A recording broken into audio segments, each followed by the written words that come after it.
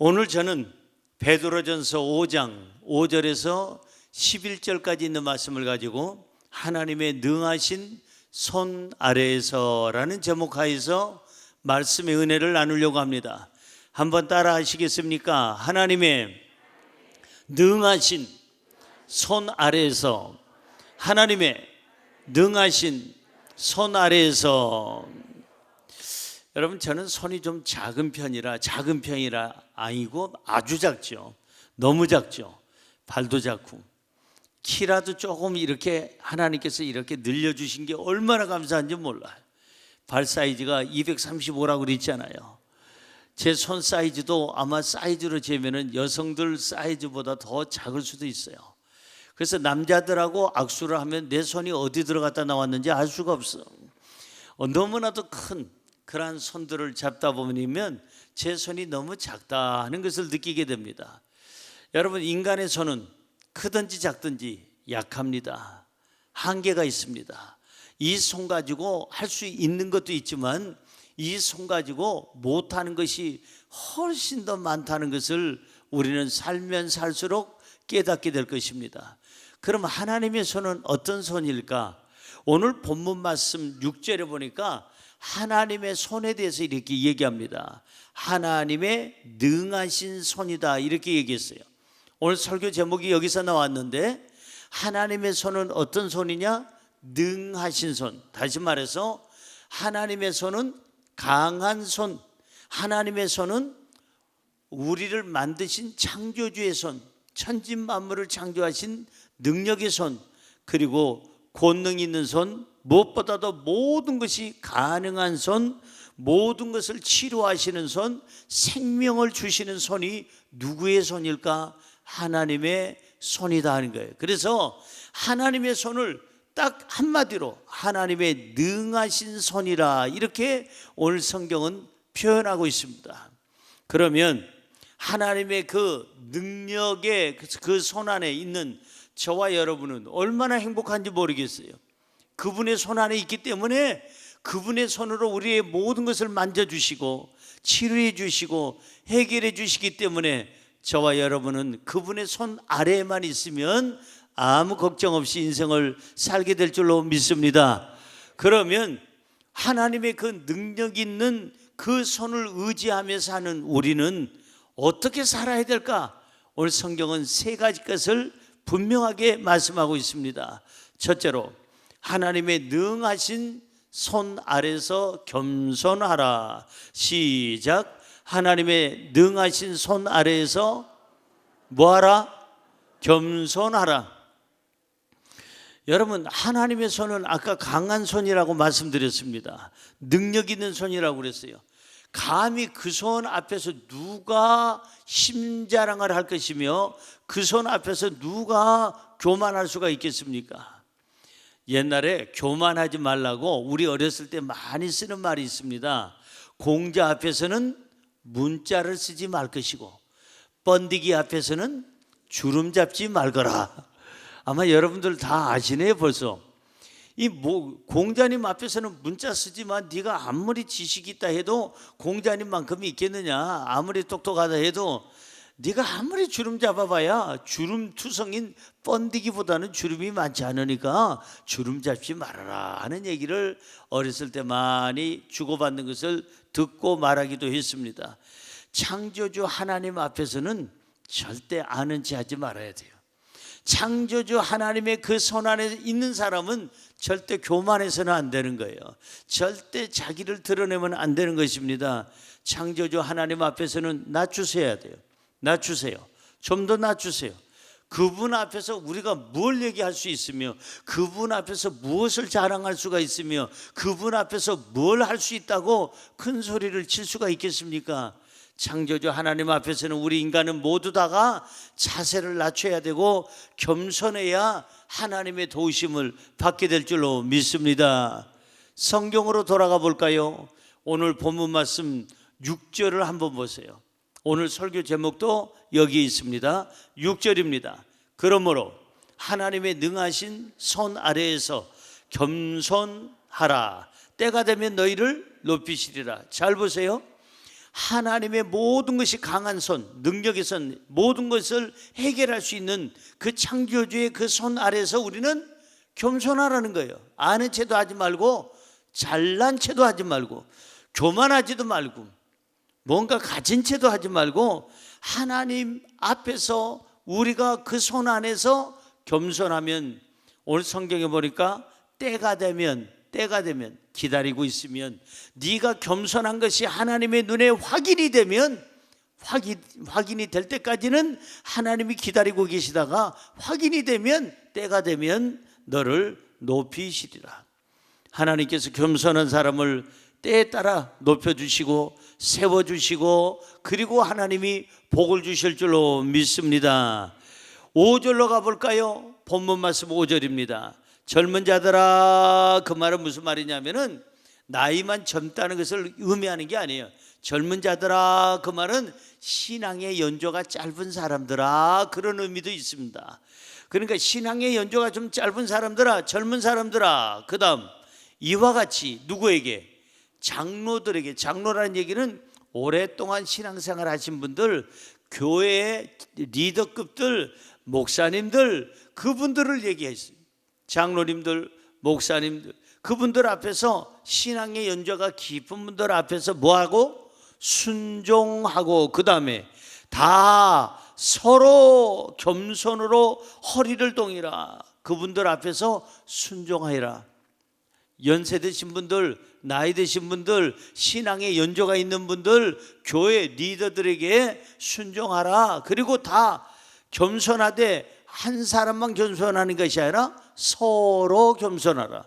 어떻게 겸손하라? 서로 겸손으로. 어디를 동이라? 허리를 동이라. 여러분, 허리는 신체 조건상 여러분 여기에 있습니까? 발목에 있습니까? 중심에 있습니까?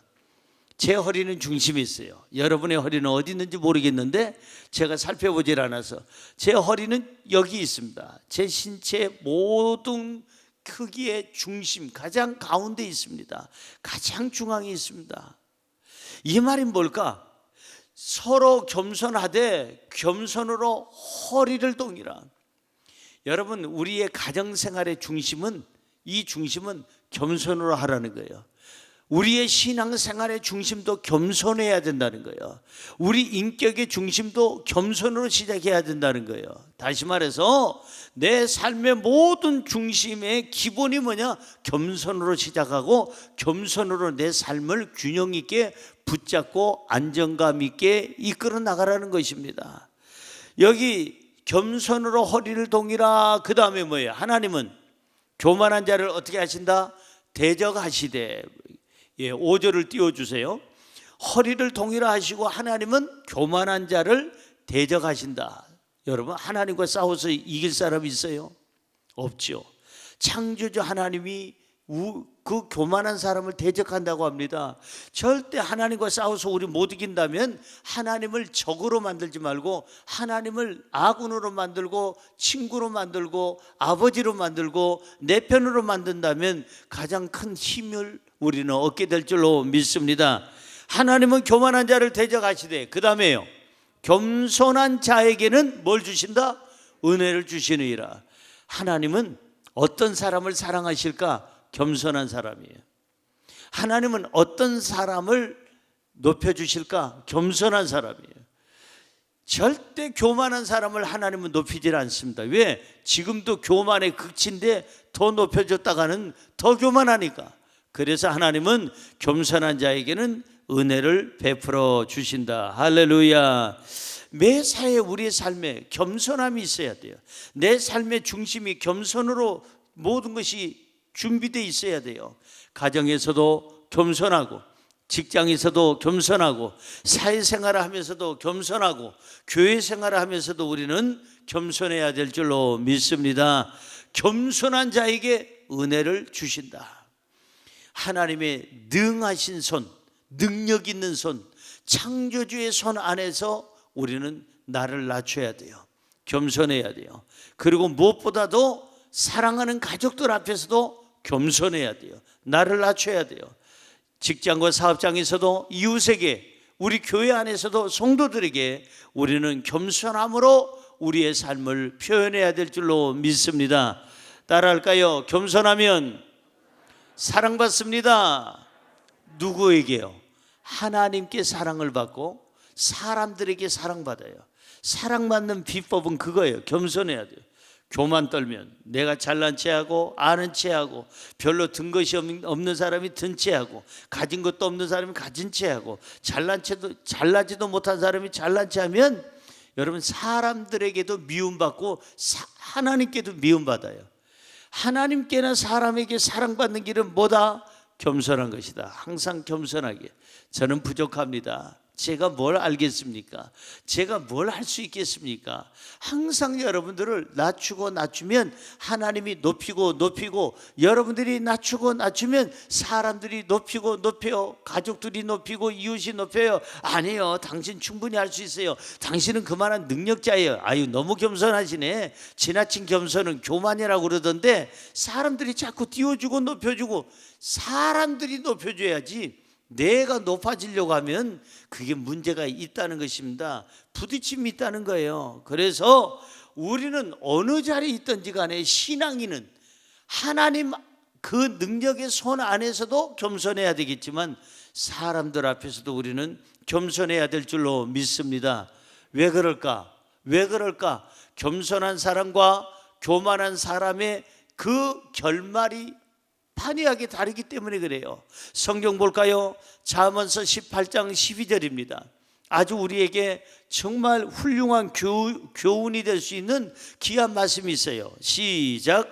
사람의 마음의 교만은 멸망의 선봉이요 겸손은 존귀의 앞잡이니라. 잘 보세요. 사람이 교만하면 성경에 보니까 멸망한다는 거예요. 멸망. 사람이 교만하면 추락한다는 거예요. 쓰러진다는 거예요. 사람이 교만하면 추해진다는 거예요. 아름다워 보이는 게 아니라 추해 보이는 거예요. 그러나 겸손은 존귀의 길잡이니라. 이 겸손이라는 것은 존귀의 길잡이에요.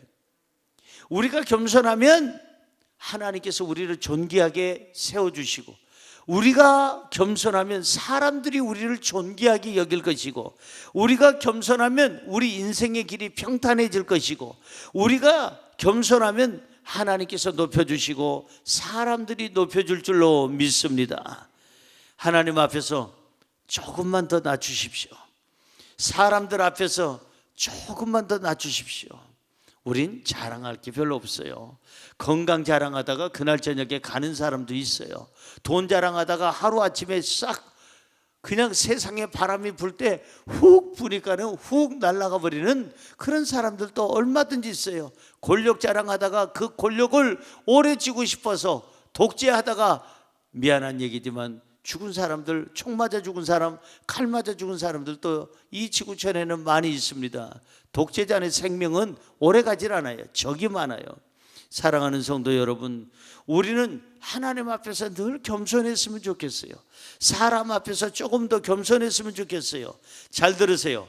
겸손하면 친구가 많아져요. 교만하면 적이 많아져요. 여러분, 친구가 많은 게 좋겠어요? 적이 많은 게 좋겠어요? 당연히 친구가 많은 게 좋죠. 아군이 많아야죠. 나를 도와주고 사랑해주고 나를 가까이서 뭔가 나에게 힘이 되는 사람, 가족부터 친구들이 많아야 그 사람이 인복 있는 거예요. 그러나 적이 많으면, 공격하는 사람이 많으면 얼마 못 가서 그 사람은 그 공격을 많이 받다 보면 쓰러지고 넘어지고 그리고 죽게 된다 이 말이에요. 겸손하면 하나님이 도와주시고, 겸손하면 사람이 도와주고, 겸손하면 친구가 많아지고, 겸손하면 하나님께서 가까이 오시는 줄로 믿습니다. 하나님의 능하신 손 아래에서 뭐하라? 겸손하라. 둘째로, 하나님의 능하신 손 아래에서 맡기라. 시작. 하나님의 능하신 손 아래에서 맡기라. 뭐하라? 맡기라. 여러분, 믿어야 맡기게 되는 거예요. 누군가를 믿어야 돈을 맡기든 가방을 맡기든 뭘 맡기죠. 의사 선생님들한테는 우리의 건강을 맡기잖아요. 그 의사 선생님이 놔주는 의사 선생님이 놔주는 그 주사가 무슨 성분이 있는지 모르는데 주사 바늘이 들어와도 막혀요. 왜? 의사 선생님을 믿으니까. 약사가 무슨 약을 주는지 성분을 잘 모르는데 약사가 주는 대로 우리는 받아 먹어요. 왜? 그 약사를 믿으니까. 여러분, 우리는 은행에다가 돈을 맡겨요. 그런데 그 은행이 내일 부도난다고 미리 소문이 나면 어떻게 될까요? 사람들이 예금한 거 인출하려고 아마 그 은행의 앞에 줄을 쓸 거예요. 새벽부터 밤까지 줄을 쓸 거예요. 부도나는 은행에다가 돈 맡기는 사람 있을까요? 없습니다. 여러분, 돌팔이 의사한테 생명을 맡기는 사람 있을까요? 없을 것입니다. 불의한 재판장한테 자기 재판을 의뢰하는 사람 있을까요? 없을 것입니다. 내가 누군가를 믿어야 그분에게 맡기는 거예요. 그렇듯이 우리는 하나님을 믿는데 하나님 앞에 맡기려면 무엇에 대한 믿음이 있어야 되느냐? 내 하나님은 좋으신 하나님, 항상 나에게 좋은 것을 주시는 하나님, 내 하나님은 능력의 하나님, 그분에 대한 신뢰감과 믿음이 있어야 맡기게 될 줄로 믿습니다. 창세기 1장 1절은 성경의 가장 첫 구절이에요. 태초에 하나님이 천지를 창조하시니라. 한 번 더요. 태초에 하나님이 천지를 창조하시니라. 하나님은 누구시냐? 천지를 창조하신 분이시다. 지금도 그 모든 우주 만물을 다스리고 경영하시는 분이 바로 하나님이시다. 이 창조주 하나님을 믿는 사람만 아멘 하시기 바랍니다. 믿습니까? 그러면 창조주 하나님을 내가 믿는다면, 능력 있는 하나님을 믿는다면, 그분의 그 어떤 힘을 내가 믿는다면 맡기라는 거예요. 내가 가지고 고민하지 말고 내 건강 내 마음대로 못해요. 하나님께 맡기세요. 우리 행복 내 마음대로 못해요. 하나님께 맡기세요. 내 자식들 내 마음대로 못해요. 내 자식의 앞날도 하나님께 맡기세요. 내 직장, 내 사업장, 내 하는 일들 모든 거 내 마음대로 못해요. 그러면 하나님께 맡기는 것이 그게 합당한 일인 줄로 믿습니다. 여러분, 오늘 본문 말씀 7절 한번 볼까요? 7절 시작. 너희 염려를 다 주께 맡기라. 이는 그가 너희를 돌보심이라. 잘 보세요. 너희 뭘 맡기라고요? 염려를 맡기래요. 염려를 맡기는데 한 가지 염려만 맡기라고 그랬어요? 다 맡기라고 그랬어요? 다 누구한테 맡기라는 거예요? 주께 맡겨라. 창조주 하나님께 맡겨라. 맡기면 어떻게 된다는 거예요? 이는 그가 너희를 돌보심이라. 맡기면 그때부터 하나님은 일하기 시작하고, 우리가 하나님 앞에 다 맡기면 하나님은 그때부터 우리를 돌보시기 시작하고 우리를 보호하시고 우리의 길을 열어주시는 줄로 믿습니다. 맡긴 것에 대해서는 하나님이 책임져요.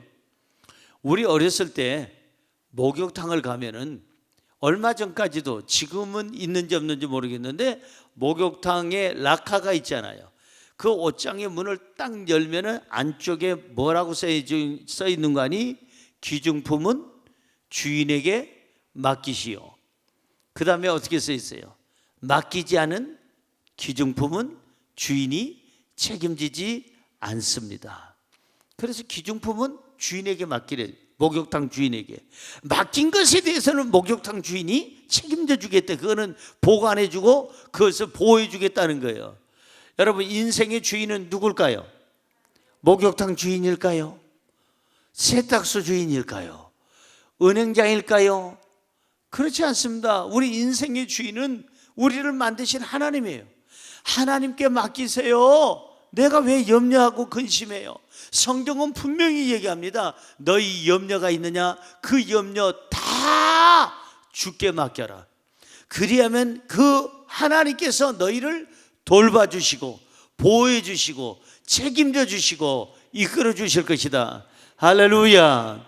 여러분, 맡기세요. 못 맡기면 여러분 육체도 영혼도 약해져요. 안 맡기고 살면 불안해요. 염려, 근심, 걱정, 두려움 가지고 살면 스트레스를 받아요. 그리고 우울증이 생겨요. 몸도 영혼도 흔들거리고 약해지고 쇠약해지게 돼 있어요. 맡기면 자유하게 되고, 맡기면 노래를 부르게 되고, 맡기면 우리는 숨을 편안하게 쉬고 살게 될 줄로 믿습니다. 맡깁시다. 맡기세요. 하나님이 맡아주시겠다잖아요. 지금 다 맡겨라. 염려를 다 맡겨라. 그 다음에 시편 37편 5절 한번 볼까요? 뭘 맡길까? 시작. 너의 길을 여호와께 맡기라. 그를 의지하면 그가 이루시고. 뭘 맡기라고요? 아까는 염려를 하나님 앞에 다 맡기라고 그랬는데 이번에는 너의 길을 맡기래요. 우리 이제 목요일날 수능이 아닙니까? 우리 자녀들 대학 가는 길도 맡기세요. 전공하는 것도 맡기세요. 시집장가 가는 것도 맡기세요. 여러분들이 인생의 어떤 방향을 놓고 희망을 가지고 목표를 가지고 정한 것도 맡기세요. 여러분 마음대로 안 돼요. 하나님 마음대로 되는 거예요. 하나님께 맡기면 하나님께서 길을 열어주시고, 하나님께 맡기면 하나님께서 그 길에 복을 주실 줄로 믿습니다. 너의 길을 여호와께 맡기라. 그를 의지하면, 맡기고 하나님을 의지하고 하나님 앞에 모든 것을 맡기고 살면 그가 이루어 주신대요. 하나님이 이루어 주신대요. 여러분 잘 맡기시기를 주의 이름으로 축원합니다. 또 무엇을 맡길까? 시편 55편 22절은 이렇게 말씀합니다. 너의 짐을 여호와께 맡겨라. 뭘 맡기라고요? 우리의 짐을 여호와께 맡겨라. 그가 너를 붙들어 주시고 의인의 요동함을 영원히 허락하지 아니하시리로다. 우리는 모두 다 짐을 가지고 살아요. 짐 없는 사람 여기 있을까요? 없어요. 다 무거운 짐이 있어요. 그래서 찬송가에 보면 무거운 짐을 나 홀로 지고 견디다 못해 쓰러질 때, 성경 그 찬송가에는 그렇게 돼 있어요. 누구나가 무거운 짐이 있어요. 자식에 대한 짐, 물질에 대한 짐, 건강에 대한 짐, 내일에 대한 짐, 그리고 가정에 대한 짐, 직장에 대한 짐, 사업하는 사람들은 사업에 대한 부담감, 그런 짐, 사명자들은 사명에 대한 짐. 여러분 왜 우리는 짐이 있을까요? 여행자니까. 뭐라고요? 여행자. 지금 오늘 아침 뉴스에 보니까 태국은 그 여행의 어떤 수입으로 사실은 굉장히 나라가 의존하잖아요. 그래서 세계 많은 곳에서 여행을 와줘야 되는데 코로나19 때문에 여행을 못 오게 했고 오지도 않고 하니까 그 상당히 어려웠을 거예요. 그런데 오늘 아침 뉴스 보니까 태국이 문을 열어서 코로나19 이 사태에도 문을 열어서 여행객을 받는다는 거예요. 누가 갈는지는 모르겠지만 지금 안전해야 가죠. 안전치 않는 데는 여러분 절대, 지금 미국도 열어놨고 그 다음에 여러 군데 열어놨지만은 웬만하면 좀 더 기다렸다 가세요. 기다렸다. 지금 가지 말고. 그런데 태국을 여행을 간다고 하십시다. 우리 자, 태국 정도면 몇 박 갈까요? 3박 4일 정도면 좋을 것 같습니다. 제가 볼 때는 길면 5박 6일 정도, 보통 4박 5일 정도. 그러면 2박 3일 가는 그 여행지 가는 가방이 따로 있고 5박 6일 가는 가방 사이즈가 다르고, 그 다음에 여러분 12박 14일 비행기에서 하룻밤 자니까 12박 14일 코스로 가는 유럽 여행 갈 때는 그 짐 사이즈가 다르죠. 그러잖아요. 1박 2일 갈 때는 저는 아주 간단하게 들고 갑니다. 그러나 5박 6일 갈 때는 제 가방이 다르고 짐 내용이 다릅니다. 인생 얼만큼 살다 갑니까? 우리는 나그네 인생이에요. 우리는 여행객이에요. 여행객은 뭐가 필요해요? 짐이 필요합니다. 여러 가지 짐이 필요해요. 돈도 필요하고, 어디서 자야 될지 숙박비도 필요하고, 뭘 먹어야 될지 그것도 고민이 되고, 무엇을 먹을지, 어디서 잘지, 무슨 옷을 입고 다닐지, 지금은 추우면 두터운 옷을 입어야 되고 더우면 얇은 옷을 입어야 되고, 그냥 나그네는 늘 고민이 많아. 그리고 늘 피곤해. 그 다음에 그냥 단체 여행을 할 때는 더 피곤해. 나가기 싫어도 새벽에 나오라고 그러고, 밥 먹기 싫어도 밥 먹어야 되고, 내리기 싫어도 내려야 되고, 졸려서 살겠는데 자꾸 이리저리 끌고 다녀. 어쨌든 짐이란 짐이 많이 있어요. 우리는 살면 70이요, 강건하면 80년을 사는 여행객이에요. 요즘에는 100세 시대니까 100세를 사는 여행객이다 이 말이에요. 그럼 우리의 짐은 얼마나 많겠어요? 여러 가지 고민도 많고 염려도 많고 짐덩어리인데, 그걸 내가 가지고 살려니까 힘든 거예요. 스트레스를 받는 거예요. 내가 그 짐 해결하려니까 무거워. 도저히 못 견디겠어. 그 무거운 짐을 지다가 나홀로 지다가 쓰러지겠어. 그때 주님이 말씀하시기를, 수고하고 무거운 짐진 자들아 다 내게로 오라. 내가 너희를 쉬게 하리라. 주님의 초청에 여러분 응하시기를 바랍니다. 주님이 내려놓으러, 주님께서 우리를 초청하셔서 짐을 맡아주겠다는 거예요. 주님이. 언제가 오래전에 제가 이런 예화를 쓴 적이 있습니다. 6.25 사변 이후에 어느 산골에 어떤 아주머니가 보따리를 이고 지고 메고 그리고 그냥 산길을 갑니다. 옛날 아주머니들은 묘기 대행진에 나올 정도로 머리 위에다가 손도 안 대고 짐을 이고 다녔어요. 저는 지금도 기억납니다. 제가 어렸을 때, 아주 어렸을 때 초등학교를 들어갔을까 말았을까 할 그 나이에 우리 어머니가 물동이를 이셨는데, 물동이를 큰 걸 머리에 이셨어. 손도 안 대고. 물동이를 일 때 거기다 꽈리라고 있잖아요. 그잖아요. 그걸 꽈리를 넣고 물동이를 이는데, 세상에 묘기 대행진에 가도 되겠어. 그걸 큰 물동이를 꽈리 위에다 올려놓고 얼마나 잘 걸어오시는지 흔들리지도 않아. 별로. 그 물도 새지도 않아. 그리고는 그 물을 갖다가 집에까지 운반해 오시는 것을 본 적이 있습니다. 여러분, 그 산골짜기 아주머니 하나가 머리에 이고 손에 쥐고 등에 지고 그냥 걸어가는데 미군 지프차가 쫙 지나가다가 다시 백해서 오는 거예요. 왜? 미군이 보니까 저 아주머니 좀 불쌍하다 싶어서, 너무 힘들다 싶어서 오라고, 태워줄 테니까 짐 다 내려놓고 앉으라고. 근데 뭐 이 아주머니가 알아야 나 오라고? 타라고?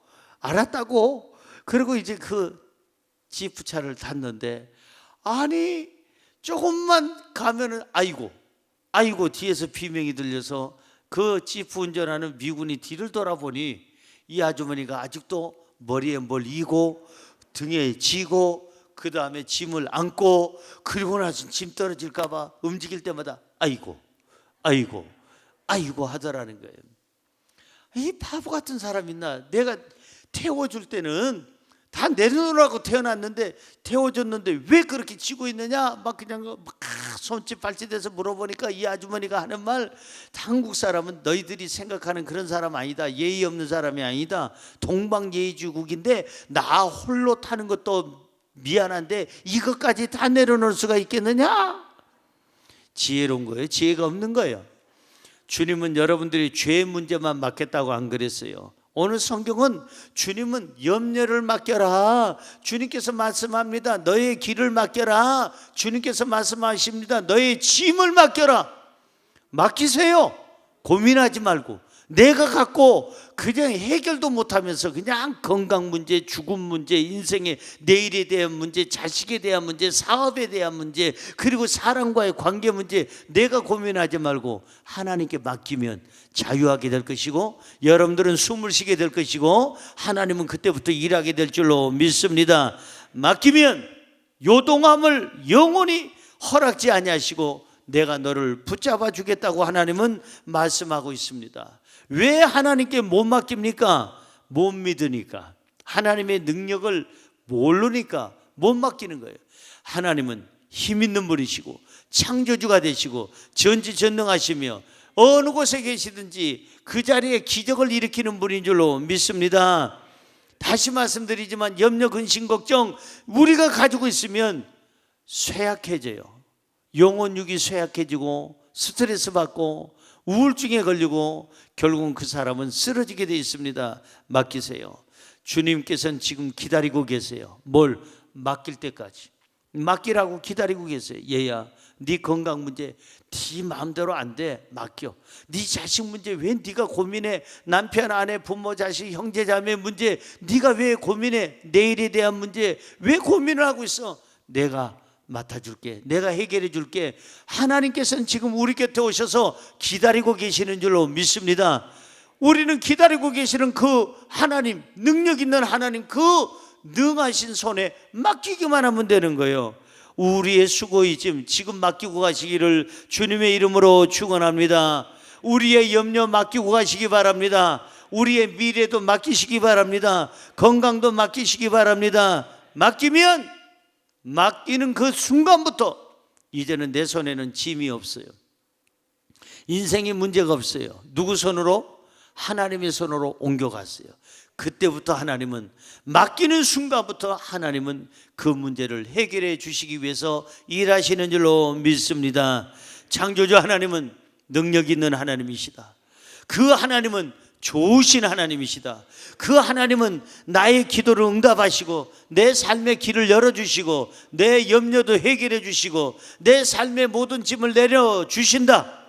여기에 대한 확신을 가지고 신실하신 하나님을 믿고 맡기시고 여러분들이 정말 편안하게 숨도 쉬시고 노래도 부르시고 찬양도 하시고 춤도 추면서 인생을 멋지게 사시기를 주님의 이름으로 축원합니다.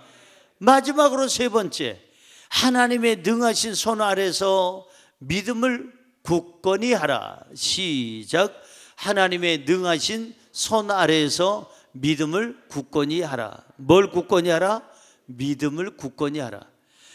지금은 마지막 때라고 그랬죠. 많은 사람들이 말세 지말, 말세 중에서도 맨 끝자락에 있는 말세 지말이라고 얘기합니다. 마지막 때에 가장 중요한 게 뭘까? 믿음을 지키는 거예요. 뭐라고요? 믿음을 지키는 거. 마지막 때에 믿음을 놓치면 여러분 기회가 없어요. 주님이 언제 오실지 모르지만 주님이 오시든지 아니면 주님이 안 오시면 우리가 가게 돼 있는데, 하나님 앞에 가게 돼 있는데 둘 중에 하나인데, 어쨌든 간에 지금은 말세 지말이라고 하니까 마지막 때 꼭 지켜야 될 게 뭐냐? 믿음이에요. 믿음.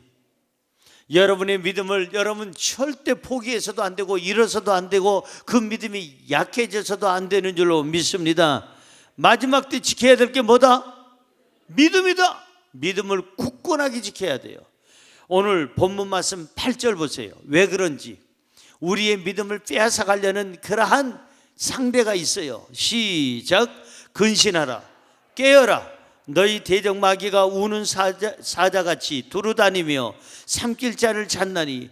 여기 성경에 보니까 믿음을 빼앗아가려는 그런 대상이 있어. 누구예요? 마귀예요. 마귀가 우는 사자같이 하면서 표하면서, 그리고 삼킬 자, 믿음 있는 사람의 믿음을 빼앗으려고 지금 그 믿음을 없애려고 지금 우는 사자처럼 두루다니며 지금 찾고 있다는 거예요. 이때 우리가 두 가지를 기억해야 됩니다. 오늘 아까 8절에 뭐라고 써 있어요? 첫째는 뭐예요? 근신하라. 둘째는 뭐예요? 깨어라. 다시 한번요. 첫째는 뭐예요? 근신하라. 둘째는 뭐예요? 깨어라. 안 뺏기려면, 믿음을 안 뺏기려면, 우리의 생명을 뺏기지 않으려면, 우리의 행복을 뺏기지 않으려면, 우리의 영원한 천국을 뺏기지 않으려면 두 가지를 해라. 마지막 때에 첫째는 근신하라. 둘째는 깨어라. 여러분, 이 근신이라는 말은 국어 사전에 보면 몸과 마음을 삼가서 조심히 그렇게 살아가는 것을 바로 근신이다, 이렇게 얘기합니다. 그런데 성경에서 우리가 그 원어에서 찾아보면 이 근신이라는 말은 사리 분별을 얘기하고, 근신이라는 말은 이제 자제하는 그런 삶을 얘기하고, 근신이라는 말은 절제하는 삶을 의미합니다. 다른 말로 얘기하면 심령이 어두워지지 않도록 조심하면서 사는 삶을 근신이라, 이렇게 성경적으로 해석을 하면 그렇습니다. 우리는 심령이 어두워지지 않도록 근신해야 돼요. 우리의 영혼이 흐트러지지 않도록, 믿음이 증발하지 않도록, 사라지지 않도록 우리는 근신해야 돼요. 그리고 또 하나, 깨어 있어야 돼요. 안 깨어 있으면, 졸면, 잠을 자면 도둑질을 당해요. 도둑이 와요. 마귀는 도둑질하고 죽이기 하는 게 그게 마귀예요. 이 마귀에게 뺏기지 않으려면, 도둑질을 당하지 않으려면 우리는 어떻게 해야 되느냐? 깨어 있어야 돼요. 기도해야 돼요. 예배드려야 돼요. 찬양해야 돼요. 교회를 섬겨야 돼요. 어찌하든지 여러분들이 영성 있게 살아야 될 줄로 믿습니다. 그래야 도둑이 못 들어와, 마귀가 못 들어와요. 여러분들이 지켜야 될 게 뭐예요? 믿음을 지키고, 양심을 지키고, 여러분들의 가정을 지키고, 여러분의 생명을 지키고, 영생을 지켜야 되는데, 깨어 있어야만이 우리는 지키게 될 줄로 믿습니다. 깨어 있으면 믿음을 지킬 수가 있고, 양심도 지킬 수가 있고, 깨어 있으면 행복과 영생까지도 지키게 될 줄로 믿습니다. 믿음을 굳건하게 하십시오. 오늘 본문 말씀 9절은 이렇게 얘기합니다. 너희는 믿음을 굳건하게 하여, 그 다음에 그를 대적하라. 그가 누구예요? 마귀예요. 아까 8절 바로 전 구절에는 마귀가 우는 사자처럼 두루다니며 삼킬 자를 찾는다고 했잖아요. 그러니까 바로 그 다음 구절에는 너희는 믿음을 굳건하게 해라. 왜? 마귀가 저렇게 정신 나가 미쳐서 지금 막 그냥 믿는 자들의 믿음을 뺏으려고 하니까, 행복을 뺏으려고 하니까, 너희는 마지막 때 믿음을 굳건하게 해라. 깨어라. 근신하라. 그리고 나서 그를, 마귀를 어떻게 하라? 대적하라. 마귀한테 미안해요 마귀야, 네 말 잘 들을게 이러지 말고, 타협하지 말고 마귀는 무조건 대적하라. 이는 세상에 있는 너희 형제들도 동일한 고난을 당하는 줄을 알미라. 사랑하는 성도 여러분, 믿음에 굳게 서서 마귀를 대적하시기 바랍니다. 마귀를 물리치시기 바랍니다. 여러분, 고난을 이기시기 바랍니다. 이렇게 믿음에 굳게 서서 고난을 이기게 되면, 고난이 우리에게 해로운 것이 아니라 고난이 우리에게 유익이 될 수가 있습니다. 성경 볼까요? 본문 말씀 우리 10절을 한번 봅니다. 오늘 본문 말씀 10절 같이 봅니다. 모든 은혜 하나님 곧 그리스도 안에서 너희를 부르사 자기의 영원한 영광에 들어가게 하신 이가 잠깐 고난을 당한 너희를 친히 온전하게 하시며 굳건하게 하시며 강하게 하시며 털을 견고하게 하시리라. 잘 보세요. 우리가 믿음에 정말 굳건하게 서게 되면 하나님의 은혜가 있게 되고, 그 다음에 10절에 보니까 그리스도 안에서 하나님이 가까이 우리를 불러주시고, 우리가 믿음으로 굳건하게 서서 고난을 잘 통과하게 되면 그 고난은 길지 않다고 그랬어요. 따라할까요? 잠깐 동안만 고난을 이길 수가 있어요. 그런데 믿음이 없으면 고난이 길어져. 그 고난이 잠깐 있게 되고, 그 다음 믿음에 굳건하게 서서 우리가 이 마지막 때에 이 고난을 이기게 되면은 친히 우리를 뭐하게 하시며 온전하게, 고난을 통해서 내 인격을 온전하게 하고, 고난을 통해서 내 신앙을 온전하게 하고, 이 고난을 통해서 내가 반성하고 회개하고, 그리고 가정에 다시 한번 생각하게 되고, 가족을 생각하니 우리 가정이 온전해지고, 사회가 온전해지고, 교회가 온전해지고, 우리의 삶과 신앙이 온전하게 될 줄로 믿습니다. 자, 우리가 믿음에 굳게 서서 이제 이 고난을 잘 이기게 되면 굳건한 사람이 되고 강한 사람이 되고, 우리 삶의 터전이 견고하게 될 줄로 믿습니다. 할렐루야. 고난이 해로운 것이 아니라 믿음으로 고난을 이기게 되면 고난이 우리에게는 많은 유익을 주게 될 줄로 믿습니다. 하나님의 능하신 손 아래에서 우리는 믿음을 굳건하게 해야 합니다. 좋으신 하나님 안에서 우리는 믿음을 굳건하게 해야 됩니다. 따라하십시다. 내가 믿는 하나님은 좋으신 하나님이십니다. 내가 믿는 하나님은 능력 있는 하나님이십니다. 내가 믿는 하나님은 내 삶의 모든 문제를 해결할 수 있는 힘이 있는 하나님이십니다. 믿어지시면 아멘. 믿어지시면 아멘. 할렐루야. 그런 거로 우리는 이 결론의 말씀을 제가 드리자면 하나님의 손은 능력이 있으시다 이거예요. 창조주 하나님의 손은 모든 것을 해결할 수 있는 힘이 있으시다는 거예요. 그런 거로 그 하나님의 손 아래에 우리가 있다는 건 너무 행복한 거예요. 그분이 우리 곁에 계셔서 우리의 보호자가 되신다는 건 너무나도 안심이 되는 일이에요. 사랑하는 성도 여러분, 하나님과 함께 하시기 바랍니다. 하나님의 손 붙잡고 일어서시기 바랍니다. 하나님 손 잡고 인생의 길을 걸어가시기 바랍니다.